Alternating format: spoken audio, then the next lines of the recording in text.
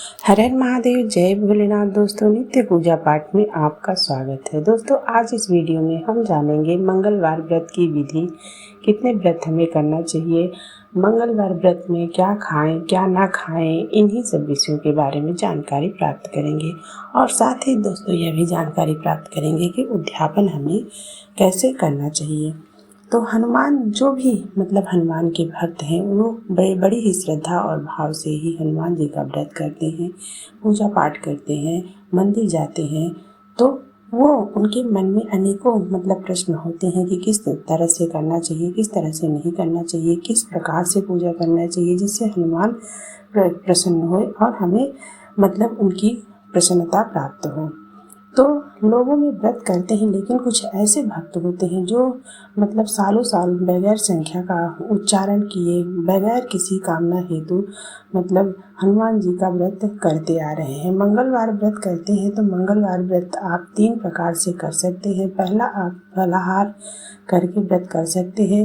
आप मंगलवार के व्रत में हनुमान जी महाराज की विशेष पूजा अर्चना करें, हनुमान चालीसा का पाठ करें, सुंदरकांड का पाठ करें, ओम हनुमंते रौद्रात्मकाय फट नमः मंत्र का जप करें, या फिर आप हनुमान जी के महाराज के हनुमान के नाम का मंत्र जाप कर सकते हैं, ओम हनुमंते नमः। इस तरह से अर्थात फल, ड्राई फ्रूट आप कुछ भी जैसे कि आप ले सकते हैं।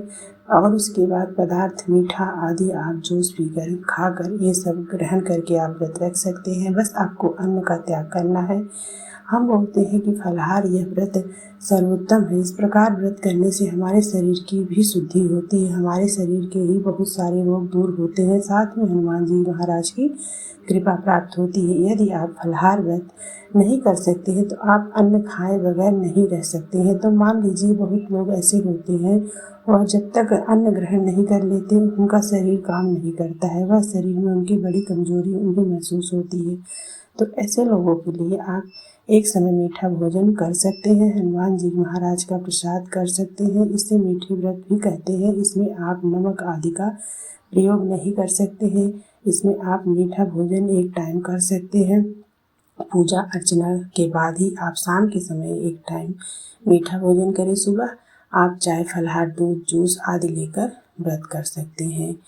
उसके बाद आप जो है, अगर कोई भी व्यक्ति रोगी है, उसके लिए व्रत नुकसानदायक भी हो सकता है, इसलिए अपने शरीर का सामर्थ्य और शक्ति के अनुसार ही व्रत करना चाहिए। तीसरा, आप मान लीजिए मीठा भोजन करके भी व्रत नहीं रख पा रहे हैं, तो आपको मीठा भोजन करना पसंद नहीं है, तो आप भोजन नहीं कर पाते हैं, तो आप श्री हनुमान जी का प्रसाद मंगलवार के दिन ही विशेष श्रद्धा भक्ति से पूजा अर्चना करें और शाम के समय सूर्यास्त होने से पहले ही शुद्ध सात्विक भोजन आप कर सकते हैं, बगैर लहसुन प्याज का। तो इस प्रकार आप मंगलवार व्रत कर सकते हैं। मंगलवार व्रत में हमें ब्रह्मचर्य का पालन करना चाहिए। पहले व्रत वाले दिन और व्रत का आखिरी दिन ही अवश्य यह करना चाहिए। अपने विचारों को, अपने कर्मों को और अपने ही मन को अपने हमेशा शुद्ध और नियंत्रित रखना चाहिए।